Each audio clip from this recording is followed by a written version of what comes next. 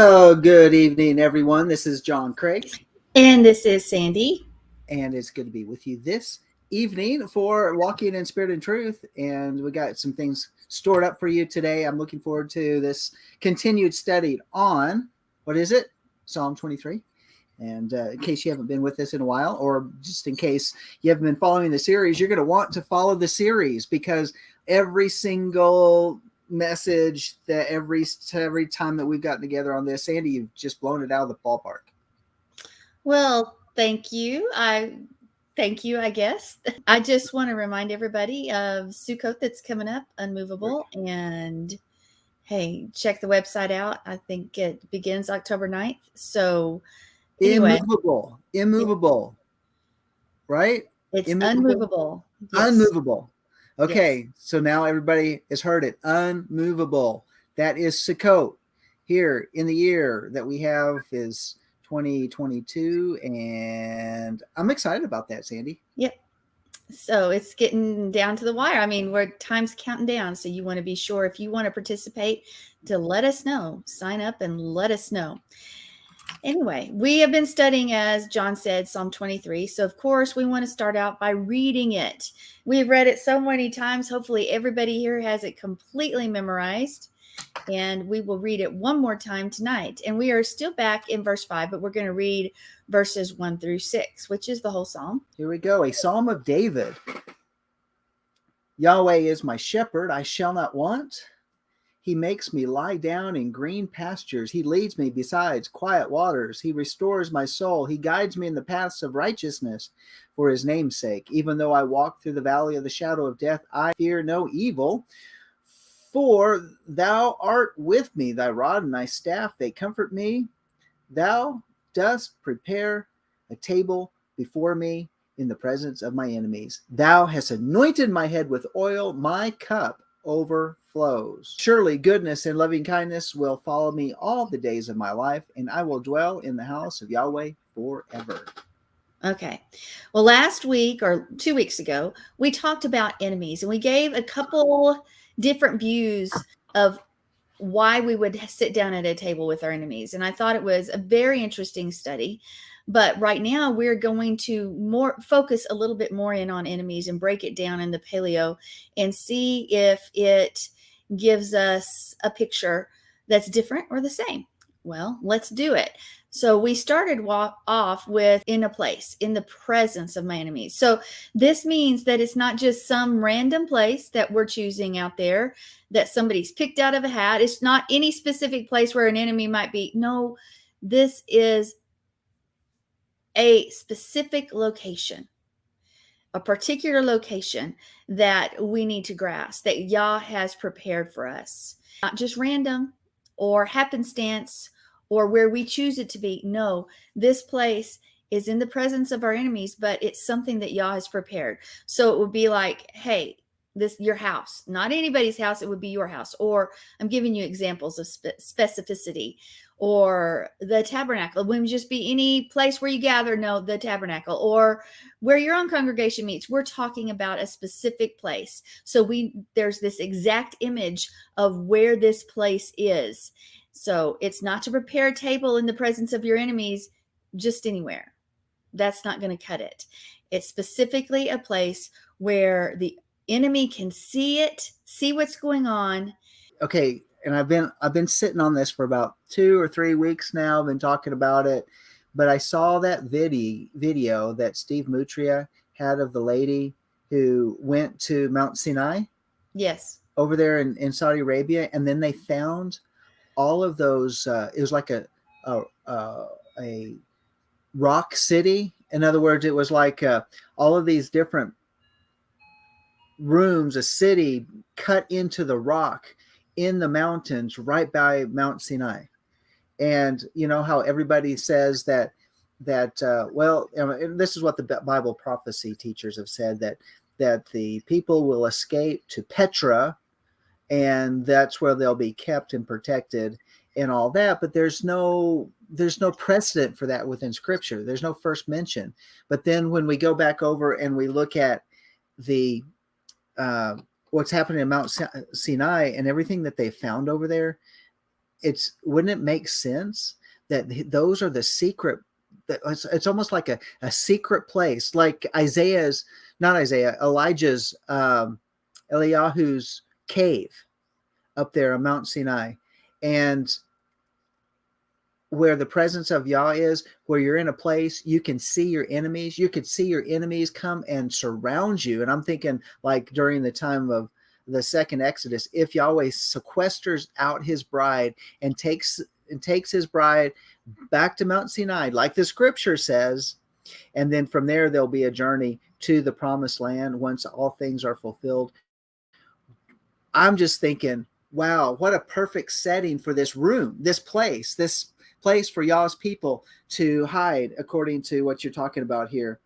And so, Sandy, I just thought about that right in the presence, right there, the enemy surrounding, they can't touch the people of Yah, the bride. But the key is that the enemy can see. He prepares this table where the enemy's in full view, and he knows it. He wants the enemy to be in full view. It said that the enemies will gather around the mountain, but they won't be able to touch us. And that's a really good point, and a good picture.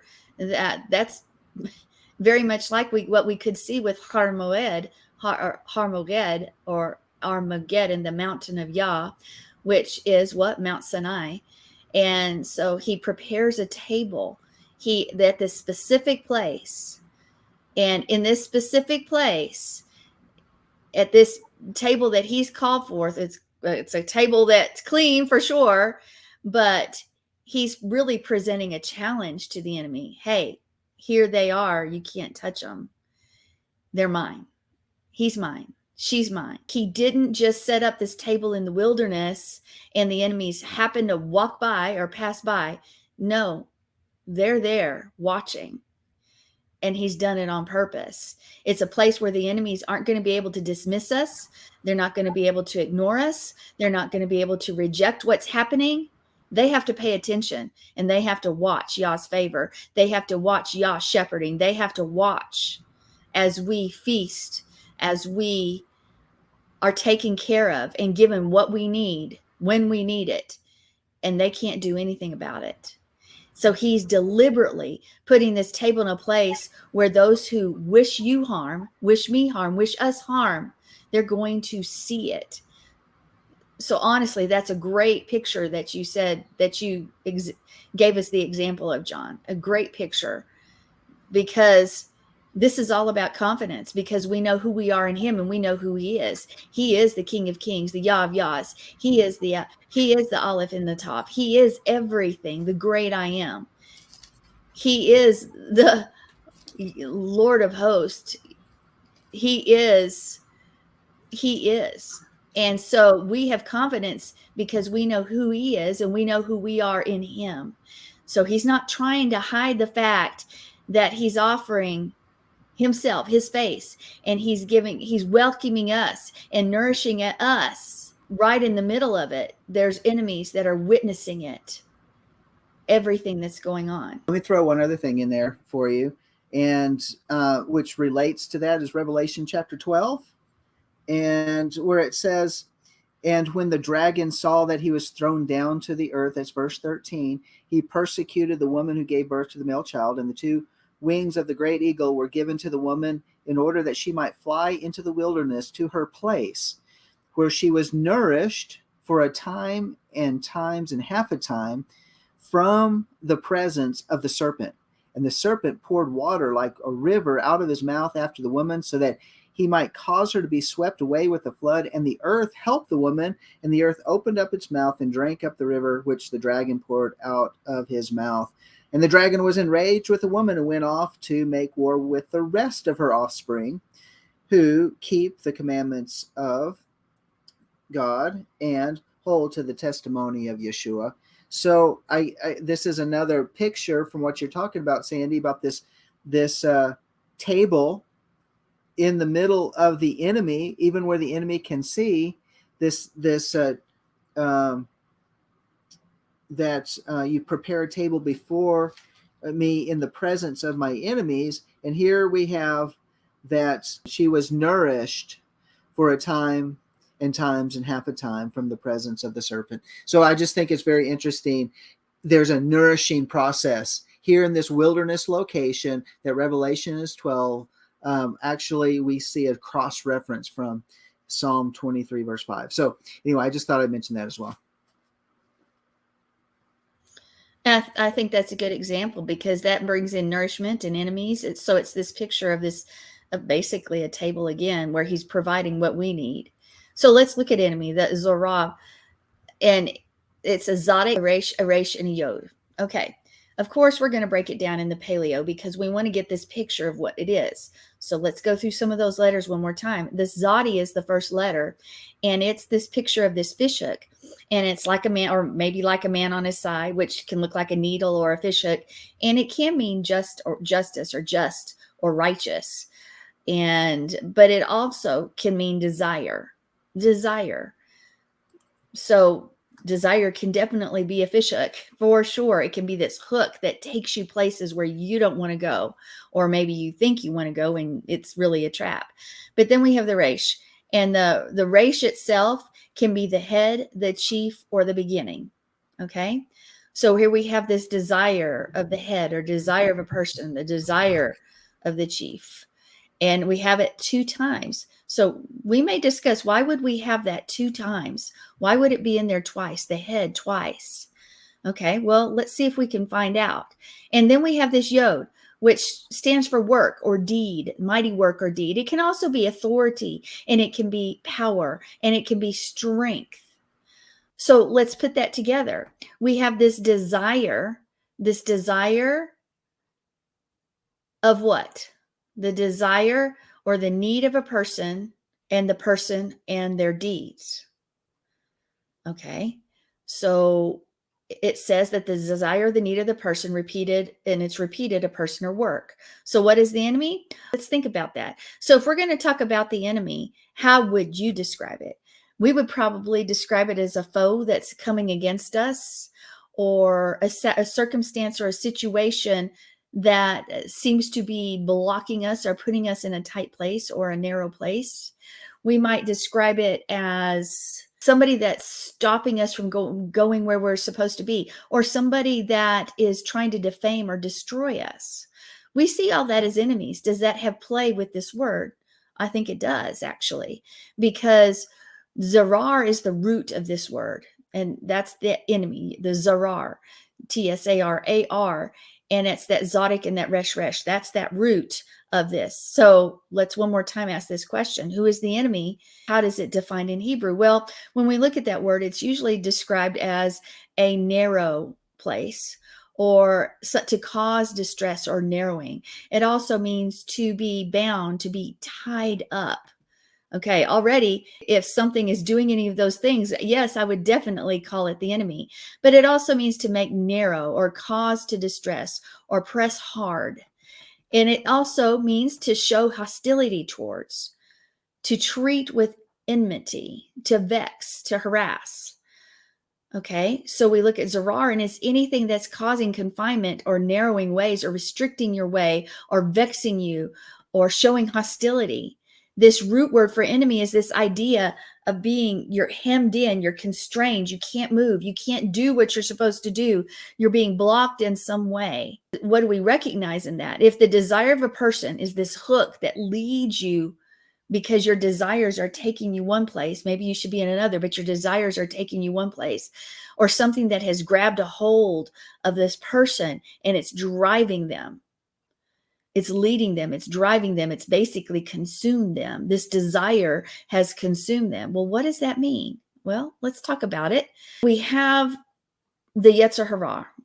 And what have we talked about with the Yetzer Hara before? We've talked about it being the evil inclination, so to speak. But yet really it's desire, and there's nothing wrong with desire, because desire causes us to achieve things, and that too. It's if our desire is taking us to Yah or to away from him.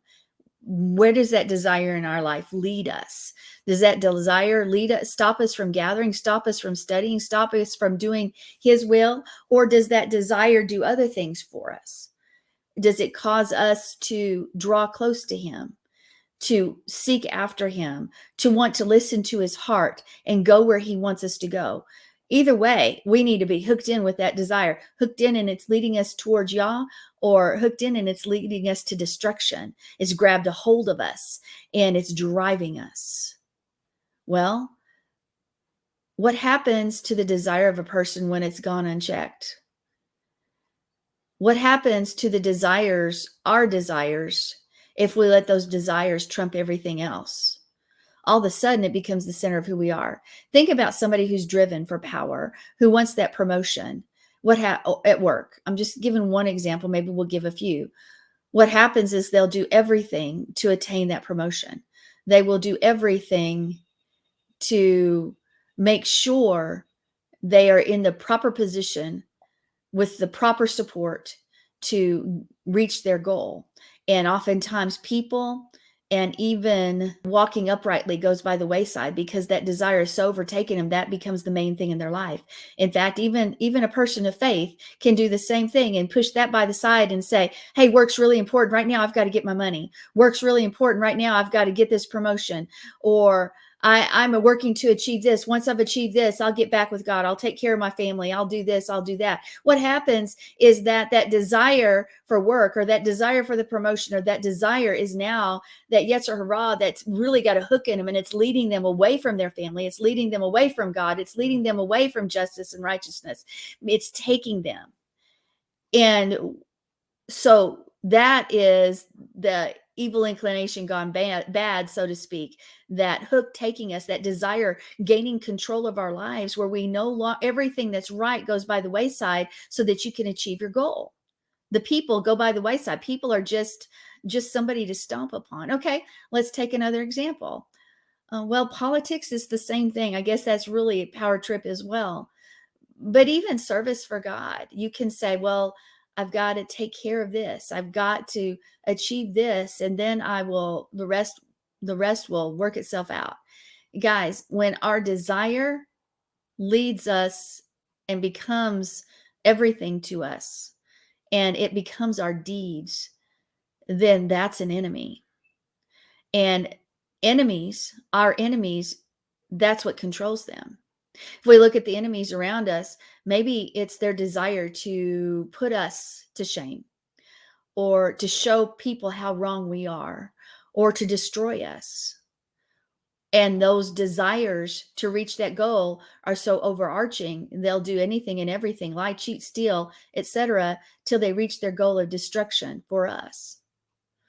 So how does this work? Well, we know that desire of the person, that hook, has grabbed a hold of them and taken control. And that thing then tries to bind us. So how does it become something that binds me? Because the desire is not a bad thing. It's not.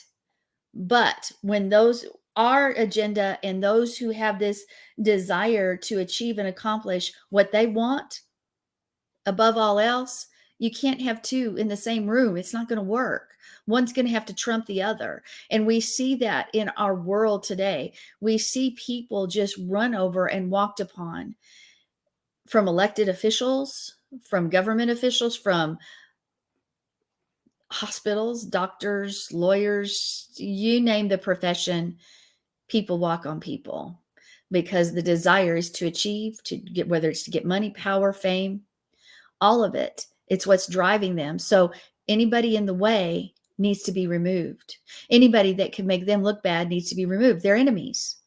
It becomes the center of who they are.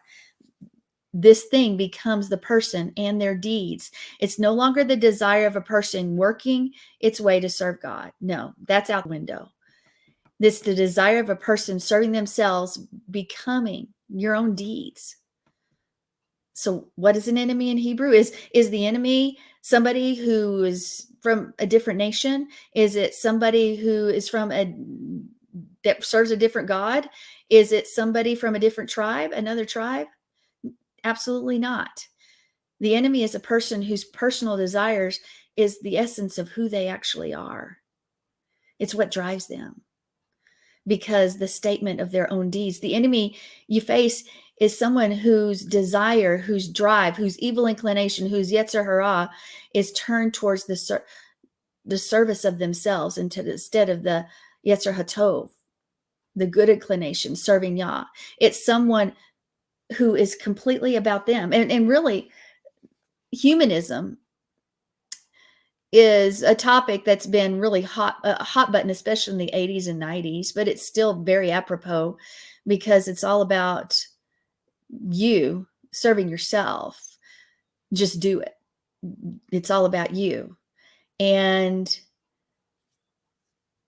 we can easily find that enemy within us. We've always got to do a constant examination because we don't want to be the enemy from within. Yeah, we found the enemy in the enemy's us. No, we don't want that. But yet this concept of the enemy around us serving his own purposes is very real. Just look at your circumstances that you're in right now. Look at our nation. Look at your city. Look at your schools. Look at people vying for things around you. Just the common man, even. Everybody's serving themselves and their own desires. And unfortunately, people of faith get in the way. So there's enemies all around us.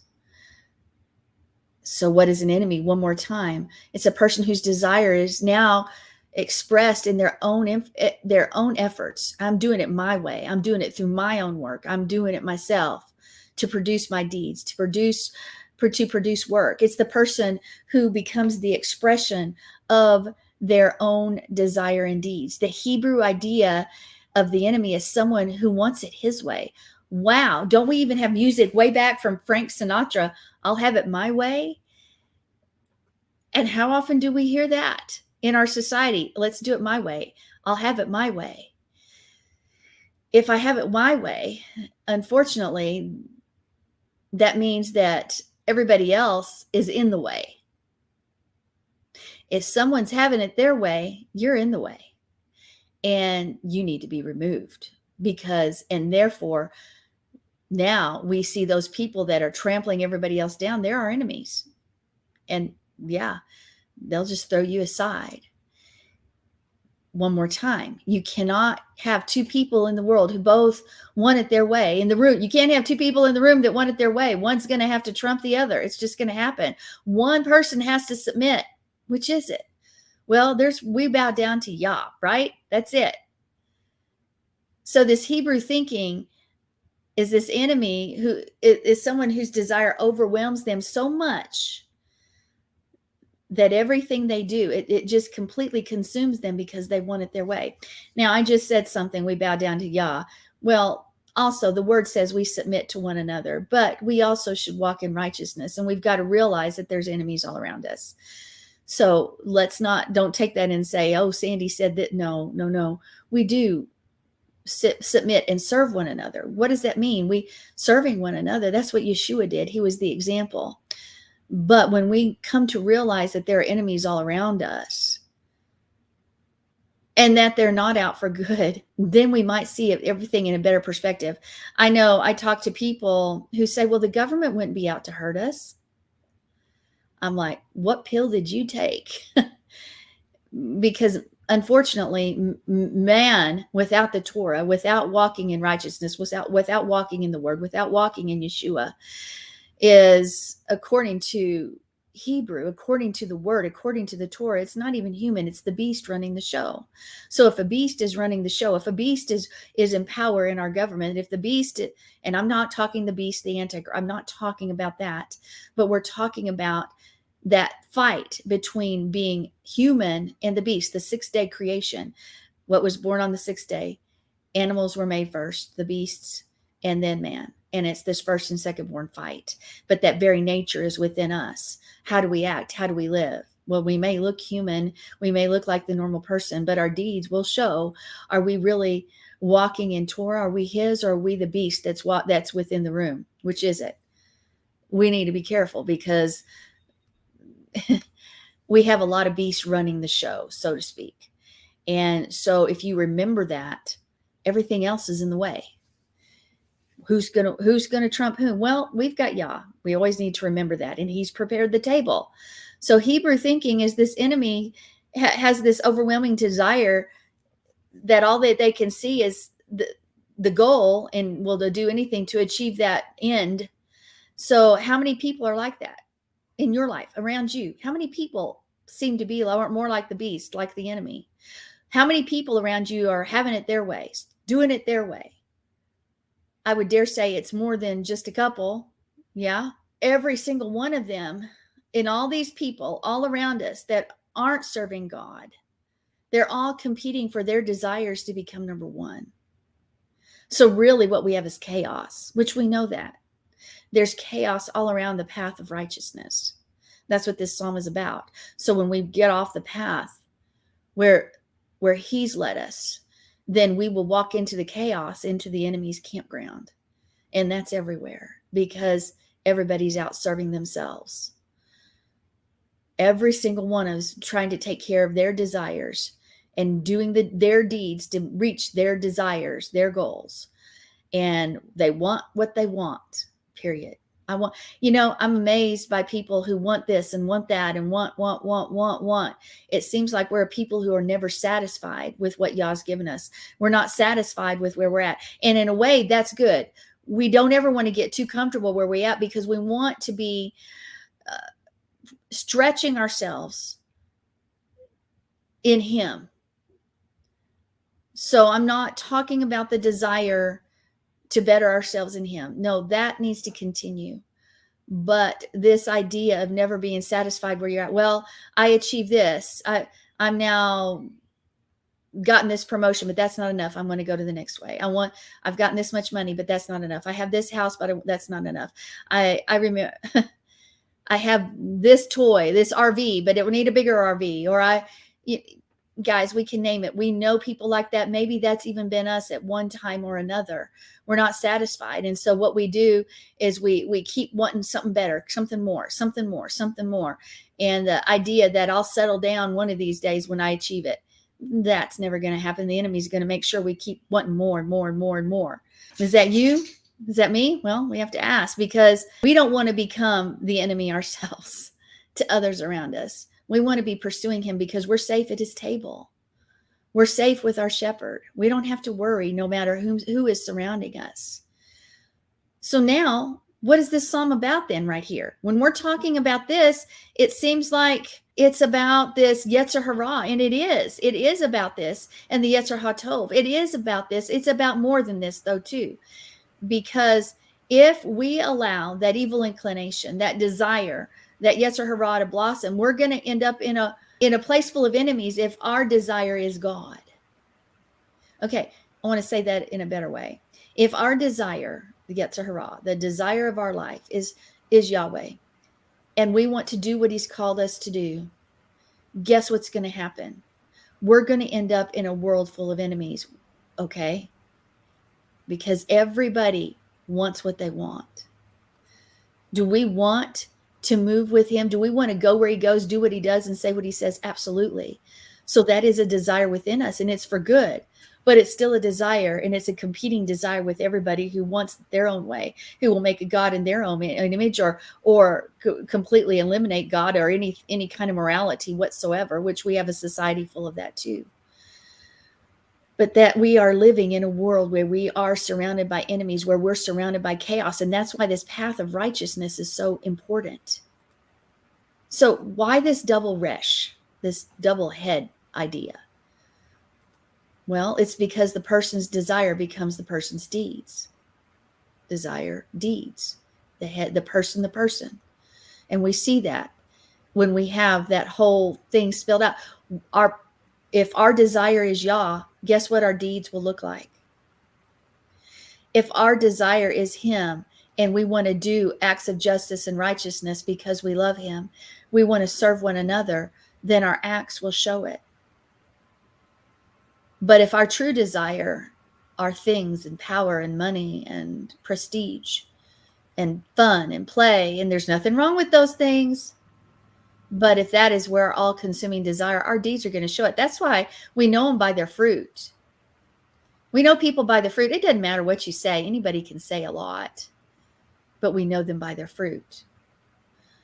So what we have discovered here is that Yah is setting this table And he's welcoming us in. He's given us this welcoming hand that we spoke of last time, and this face that smiles upon us. But he's doing it deliberately. Now, notice I said the word deliberately. Yah is doing this deliberately in the presence of the people who want their own way. Why? Okay. Well, before I answer that question, we are in a world where we are, if you love God, if you love his Torah, if you walk in Yeshua, you are in conflict with everybody else. People in the church, people around you, people in your family, people that don't want nothing to do with God. You've got conflict all around you. And that's why his rod and his staff comfort us. They are so important because he's deliberately setting this table for us in his face and opening his hands up as part of this community fellowship and promise in the place everybody says, I want it my way. So let's put that a little bit more clear. He sets the table in place where he knows you're going to have conflict. If you're going to be a sheep, he's going to make your table in a place where everyone around you is going to hate you and where they are going to be against you. And he does it deliberately. Let's look at my friend Job. Remember that statement. Now, you may say, whoa, he would put us in a place where everybody hates us? Yes. I can tell you, the more I serve Yah, it seems like I have these people at my back, even people of faith that try to destroy my name. And I know sometimes I just say, John, what is going on here? Why do people hate us? Well, this is sort of self-explanatory right here. If we're going to be his sheep, he's going to make our table where we sit with him confidently in a place where everyone is going to hate us. Why do they hate us? Because it's kingdom against kingdom. It's kingdom against kingdom. And so there is a fight going on, and it's a spiritual battle. Remember, we don't fight in flesh and blood. We put on the armor and we have supernatural weapons. But I want to know, maybe anybody who's in the chat room, do you feel like everyone around you hates you or is in conflict with you? Maybe hate's too strong a word, but in reality, maybe not. Because he has you sit at this table confidently with him as he's prepared everything you need. But you're at this table and everyone around you hates you. I don't know. It's pretty strong. But to me, when you look at that and you think about it, it's true. I have a question. And I'm looking at the Paleo translation of this word, TZORE-RAI. Well, I was just thinking about this because based, what you're telling me, and what you're saying, and yeah, I completely understand. Of course, I'm your husband, and I completely understand. We're in this together. But one of these translations in here, when you add the olive to it, or okay, I'm just thinking off the top of my head, and I'm looking at how all these different, changing the letter just a little bit. But okay, so TZORE is a bundle, something that is bound up tight. And we've talked about the issue about the enemy and all that, but something that's bound up tight. Could it be that he sets this table in the presence of our enemies because he's holding us up tight, as opposed to being a tight pressing in of the enemy, which is also true. The enemy does try to push in and push in very tight where we feel pretty bound up and enslaved or captured or held into a certain bit of captivity. We feel like we can't breathe or anything like that. But on the other hand, could that be the freest place that we could be, is when we are completely hedged in and protected by Yah, because the enemy is so pressed up against us. So he's got us in a tight place, in a bundled place. That enemy might be right there, but that right in that very sweet spot where we're supposed to be is where the abundance is. It's where the table is set. Well, But see, I think you missed a lot of what I was saying, because I did refer to a lot of that. The enemy is the one that causes that distress or that narrowing or that being tied up or bound up or that harassment or that hostility. But the path of righteousness is narrow.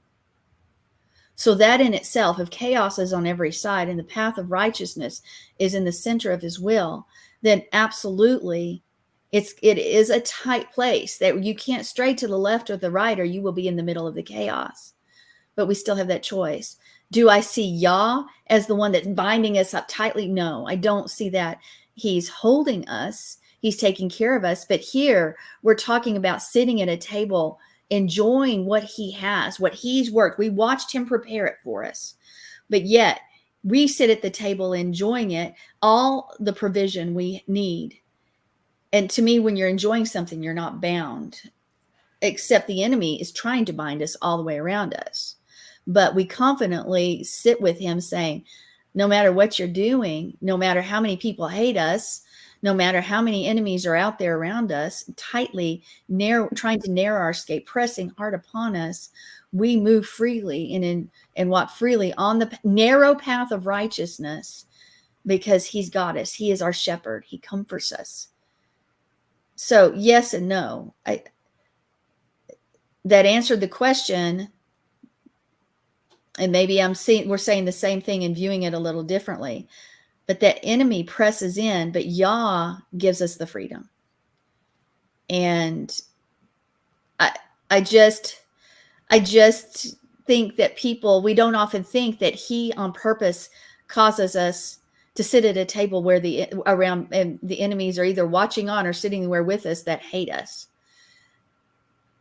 That's pretty revealing, that when we pray for relief for the enemy to go away, and we realize that God put us there in the first place, because we say remove the conflict, and he put the conflict in our lives, because as a sheep, he's going to make a place at the table where everyone's going to hate us or have conflict with us. I like what Peaceful Warrior just said in here. Let me go ahead and pop that up on the screen. That goes really well with what you're saying too. The more focused one is on Yahweh's love and mercy toward ourselves, and the more we press into the heart of a servant, we tend not to care or focus on those who hate or come against us, etc. I think that's an excellent point too. Yes. It doesn't matter, does it? Because there is great shalom in the midst of it. Who cares? Because we trust in him. Mm-hmm. Yeah, he's the one taking care of it. We don't have to worry about it. Thank you, Peaceful Warrior. Thank you, Johanna, the warrior of Yah. So that's what we have. The enemies, the conflicts that we have that we want to go away, it's very possible that Yah put us right there in the presence of our enemies, those that hate us, those that have conflict with us, those that try to defame us, but he's taking care of us, and we confidently rest in him. And so what do we have next? Yeah, this has been Walking in Spirit and Truth. Next, we have the Craig Report right here on the lambnetwork.tv. So we want you to be part of that, but you're not going to be able to listen here on YouTube or on Facebook because it's going to be uncensored. So we want to encourage you to go to the website at lambnetwork.tv, and if your feed's not good at the very top screen, scroll down to the very bottom. There's another screen at the bottom where you can watch, where you can click on the tab, which takes you straight from the website over to Twitch. And usually that stream works out really well as well. So we'll see you on the other side for the Craig Report. Shalom.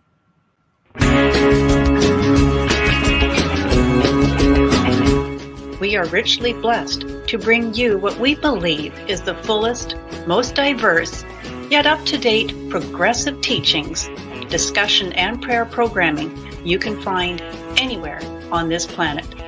Be sure to take the tour of the MessianicLambRadio.com website. I'm Susan Hoogie, thanking you for joining us on the Messianic Lamb Video Network.